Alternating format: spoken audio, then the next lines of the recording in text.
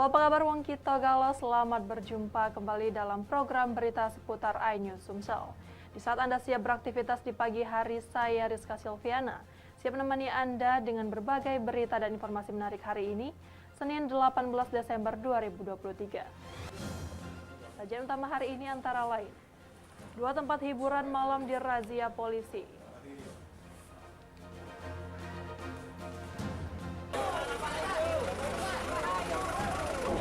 Bahkan diwarnai ledakan kagetkan warga Oki.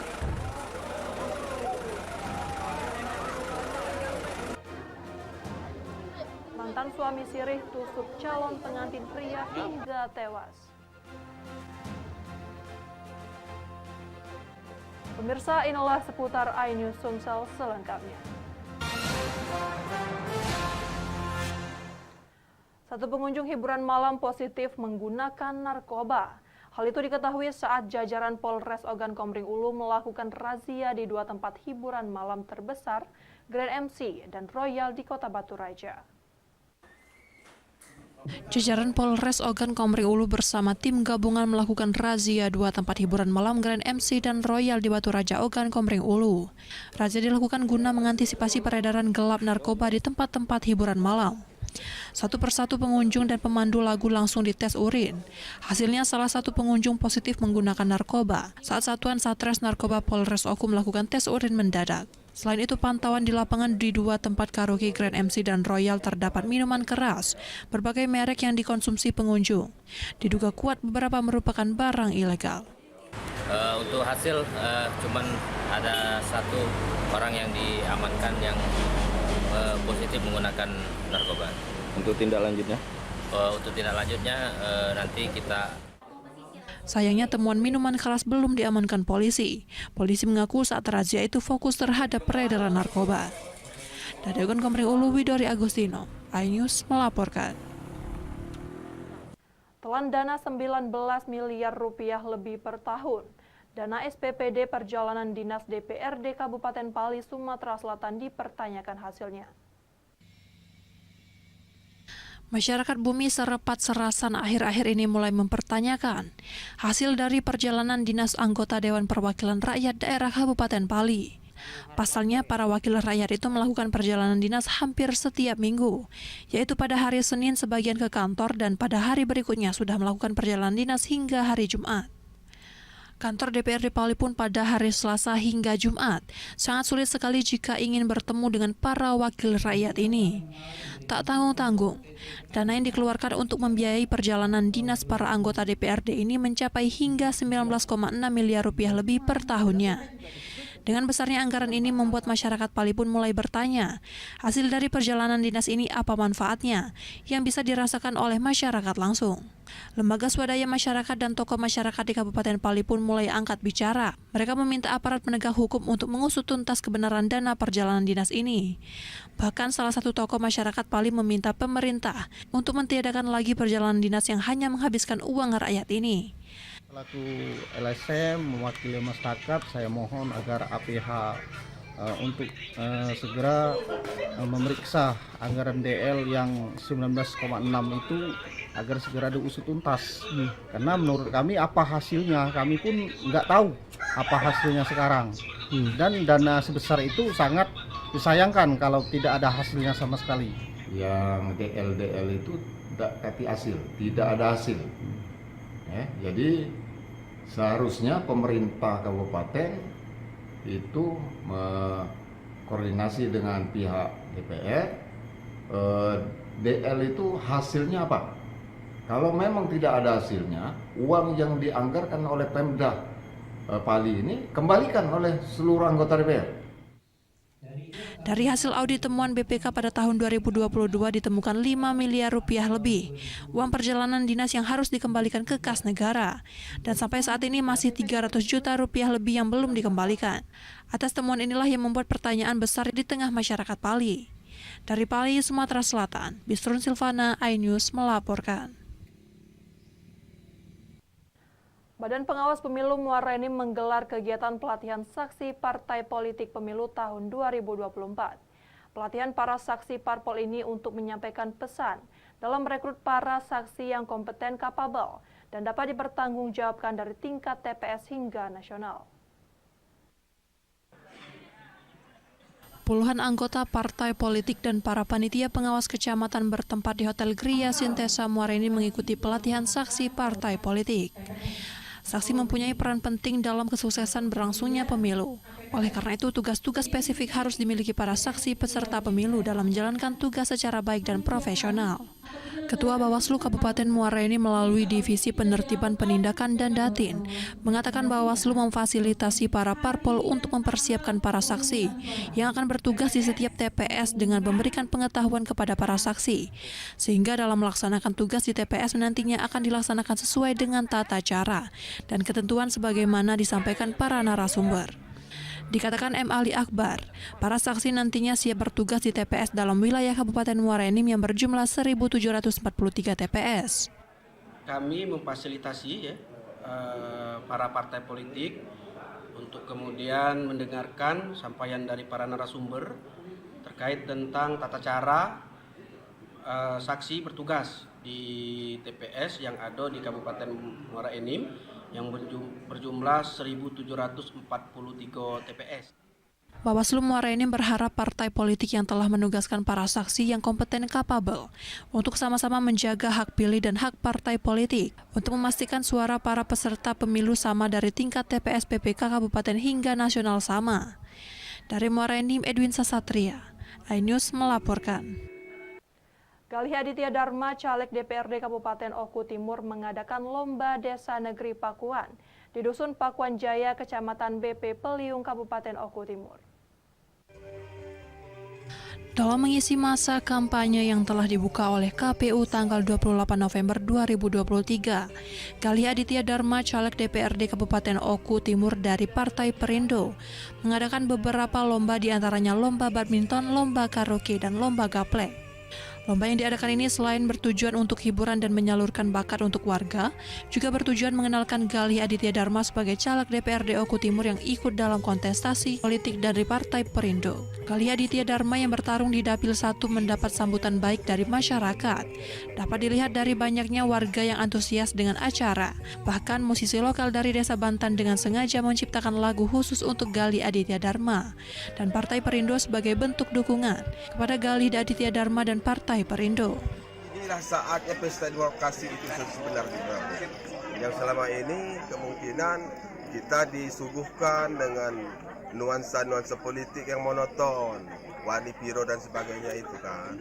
Nah, oleh karena itu ini adalah edukasi politik yang kami gagas dari tim keluarga Dr. Galih dan sahabat Dr. Galih. Mengisi masa kampanye yang telah dibuka diresmikan oleh KPU kemarin dari tanggal 28 November, sehingga tim keluarga Dr. Galih sudah memberikan beberapa perlombaan dalam rangka menyambut masa kampanye ini. Acara dilangsungkan selama 3 hari berturut-turut dan acara final sebagai malam puncak dan penyerahan piala bagi yang juara. Tentunya bukan hanya untuk mencari juara, tapi bagaimana menjadikan acara ini sebagai bentuk kebersamaan dengan warga, dan selama acara ini juga bagaimana Galih Aditya Dharma menampung aspirasi dari warga Desa Bantan Pelita, Desa Negeri Pakuan, dan Desa Bantan. Dari Oku Timur, Jatmiko Armansyah, iNews melaporkan. Pemirsa, ledakan keras menghebohkan Kelurahan Sukaraya, Kecamatan Batu Raja Timur, Ogan Komering Ulu. Suatu minimarket dan toko alat kesehatan terbakar hebat pada Jumat malam. Kebakaran menghanguskan semua isi minimarket dan alat kesehatan. Inilah detik-detik ledakan saat kebakaran melanda satu toko alat kesehatan dan minimarket di Kelurahan Sukaraya, Batu Raja Timur, Kabupaten Ogan Komering Ulu, Sumatera Selatan. Kebakaran terjadi Sabtu sekitar pukul 23.30 waktu Indonesia Barat, yang sempat membuat kepanikan warga di sekitar lokasi. Anehnya, walau ledakan terjadi namun kebakaran itu menjadi tontonan warga. Api diduga berasal dari arus pendek listrik di toko yang menjual alat-alat kesehatan, sementara ledakan diduga akibat banyaknya barang-barang yang mudah meledak. Petugas kebakaran sendiri kesulitan memadamkan api akibat bangunan ruko yang berada di kawasan padat penduduk. Membakar 2 toko, 1 Indomaret, 2 alat-alat kesehatan. Sempat terjadi ledakan dari Pak ya? Ya, sempat terjadi ledakan. semua warga ya ikut Panik. menolong dan Sempat panik, Pak, ya? Panik juga. Posisi toko saat itu kosong, Pak ya? Kosong, Tutup ya? tutup, Tutup. rollingnya semua tertutup. Sejauh ini ada korban nggak, Pak? Sepengetahuan kami sampai saat ini belum ada. Belum ada, ya. Toko juga belum terbuka dan kalau ada orang di dalam pasti ada yang gedor kan. Sempat terjadi ledakan tadi, Pak ya? Ledakan-ledakan itu kemungkinan besar karena dari sebelah itu kan dari alat-alat kesehatan. Kebakaran tersebut masih dalam penyelidikan pihak kepolisian. Sementara api sendiri baru bisa dipadamkan kurang lebih 6 jam. Kerugian ditaksir miliaran rupiah. Dari Ukan Komering Ulu, Widori Agustino, iNews melaporkan. Berita selanjutnya, mantan suami sirih tusuk calon pengantin. Saksikan beritanya sesaat lagi.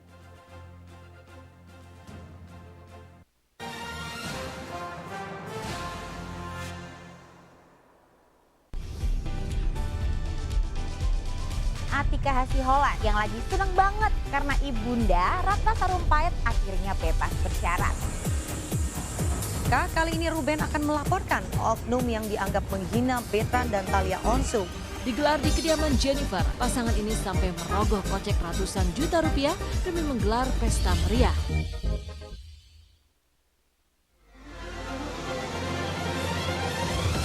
Tim gabungan kembali mengevakuasi korban kecelakaan bus Sriwijaya. Pemirsa, polisi akan mengumumkan hasil uji balistik penembakan gedung DPR. Pemirsa, razia minuman keras di Tangerang, Banten diwarnai kejar-kejaran polisi dan beberapa pemuda mabuk.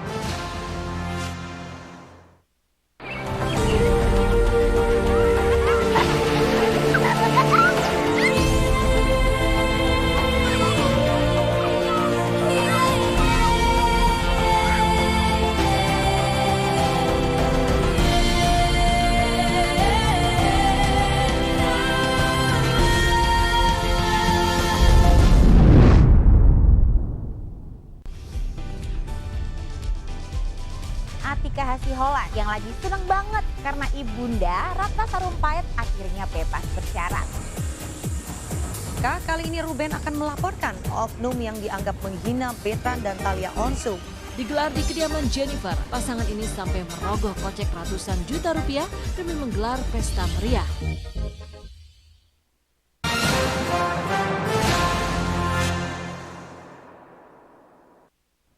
Seorang pria di Palembang tewas mengenaskan dengan posisi terungkup bersimbah darah. Selain korban pria, seorang wanita yang merupakan pacar korban pun juga ikut terluka akibat 2 luka tusuk di punggung dan dada. Warga Jalan Sungai Goren, Kelurahan 1 Ulu, Palembang digegerkan seorang pria tewas bersimbah darah. Selain korban Farid 30 tahun tewas bersimbah darah, seorang wanita yang merupakan pacar korban pun ikut ditusuk dengan senjata tajam oleh pelaku, DN yang merupakan mantan kekasih korban wanita. Motif pembunuhan ini sendiri diduga kuat adanya rasa sakit hati pelaku DN terhadap korban wanita Agus Vita 26 tahun yang diketahui akan melangsungkan pernikahan dengan korban Farid. Polisi yang mengetahui kejadian tersebut langsung mendatangi lokasi kejadian untuk melakukan olah tempat kejadian perkara. Kami menerima laporan adanya terjadi penganiayaan yang mengakibatkan 2 korban, 1 meninggal dunia, 1 luka-luka. Untuk kronologi sendiri kami sedang dalam proses penyelidikan, tetapi untuk pelaku identitasnya sudah kami kantongi dan saat ini tim opsional kami sedang melakukan pengejaran terhadap pelaku. Yang perempuan apa yang laki-laki? Yang laki-laki. Yang laki-laki yang lagi ke sini kayak. Oh, pelaku tadi ada nggak ngecelnya kak? Masuk ya? Kejadian sudah berarti. Untuk korban pria kini telah dilarikan ke kamar jenazah Rumah Sakit Bayangkara Palembang. Sementara untuk korban wanita Agus Vita masih dalam perawatan Rumah Sakit Bari Palembang. Dari Palembang, Muhammad David, iNews melaporkan. Unit Pidana Umum Polrestabes Palembang meringkus pelaku pembunuhan calon pengantin. Pelaku yang merupakan mantan suami sirih korban perempuan ini nekat menghabisi korban akibat terbakar api cemburu. Dani, 34 tahun, warga Pedamaran Kecamatan Ogan, Komering Ilir, Sumatera Selatan, harus digiring petugas ke Polrestabes Palembang. Pelaku ditangkap petugas lantaran telah melakukan pembunuhan terhadap korbannya, Farid Arfandi, di Jalan Saigoren, Kelurahan 1 Ulu, Kecamatan Seberang Ulu 1, Palembang. Selain korban Farid, pelaku juga melakukan penusukan terhadap korban Agus Vita, yang merupakan mantan istri siri pelaku. Motif pembunuhan itu sendiri terjadi dikarenakan pelaku terbakar api cemburu kepada korban Agus Vita. Selain terbakar api cemburu, pelaku juga merasakan sakit hati terhadap korban yang mencaci dirinya. Pelaku akhirnya ditangkap oleh petugas dalam kurun waktu 24 jam saat pelaku mencoba melarikan diri ke Pulau Bangka, Belitung. Saat akan ditangkap, pelaku mencoba melawan petugas hingga dihadiahi timah panas petugas. Hubungan mereka kerja putus baru 2 bulan, ada pembicaraan antara saudari Vita, korban dengan saudara tersangka, yang pada akhirnya pembicaraan yang tidak terarah itu membakar sebuah suasana yang berbeda. Dari Palembang, Muhammad David, iNews melaporkan. Asprof PSSI Sumsel bersiap menggelar Liga 3 Zona Sumatera Selatan yang berlangsung Januari 2024. Sebanyak 12 klub lokal akan berpartisipasi demi promosi ke Liga 2 Indonesia. Hal ini terungkap dalam Kongres Biasa Asprof PSSI Sumsel. Dalam Kongres Biasa Asprof PSSI Sumsel yang berlangsung di Pondok Tince, Palembang, terungkap beberapa agenda yang akan bergulir tahun depan. Sekretaris Asprof PSSI Sumsel Syahril Musa mengatakan saat ini Askap dan Askot di Sumatera Selatan sudah resmi memiliki statuta masing-masing, sehingga diharapkan mampu menggeliatkan sepak bola terutama pembinaan usia dini di daerah. Selain itu, Asprof PSSI Sumsel juga segera menyelenggarakan Liga 3 Zona Sumsel pada bulan Januari 2024 mendatang. Menurutnya, 12 tim lokal di Sumsel sudah menyatakan kesediaannya, kecuali Persimoba yang juara Liga 3 Zona Sumsel musim kemarin kini tinggal menunggu di putaran nasional. Beberapa klub yang aktif mempersiapkan diri diantaranya David FC, Bayangkara Sriwijaya, PS Palembang, Eximbals, PS Banyuasin, Persegrata, dan beberapa klub di kabupaten kota lainnya. Ajang ini akan menggunakan format setengah kompetisi. Kalau sekarang kemarin mungkin ada sekitar 12 klub. Yang kemarin ikut boleh lagi, Pak? Boleh, kecuali yang sudah juara. Oh, iya, mubah. Itu nggak lagi. PS Palembang masih ikut. Ya? Sistemnya seperti apa? Sistemnya bisa kita buat kompetisi penuh ataupun setengah kompetisi. Lihat daripada nanti yang ikut pesertanya. Sementara itu, Ketua Asprof PSSI Sumsel Ucok Hidayat menegaskan selain Liga 3, ia meminta pembinaan usia dini kian ditingkatkan serta mengupayakan pelaksanaan Liga Amatir untuk pesepak bola wanita. Kongres pertama kita ingin supaya ada kegiatan-kegiatan yang memang benar-benar meningkatkan sepak bola ini bukan hanya di provinsi. Kita sebagai induk organisasi mengharapkan itu asosiasi kabupaten dan asosiasi kota lebih aktif, sehingga bisa kader-kader sepak bola ini bisa lebih banyak lagi kalau banyaknya kompetisi-kompetisi yang diadakan oleh mereka. Asprof PSSI Sumsel siap menggandeng pihak ketiga yang berkomitmen memajukan sepak bola di Sumatera Selatan. Dari Palembang, Bambang Irawan, iNews melaporkan. Demikian sajian seputar iNews Sumsel hari ini. Terus saksikan program seputar iNews Sumsel setiap Senin hingga Rabu, pukul 5.30 pagi waktu Indonesia Barat. Saya Rizka Silviana, sampai jumpa.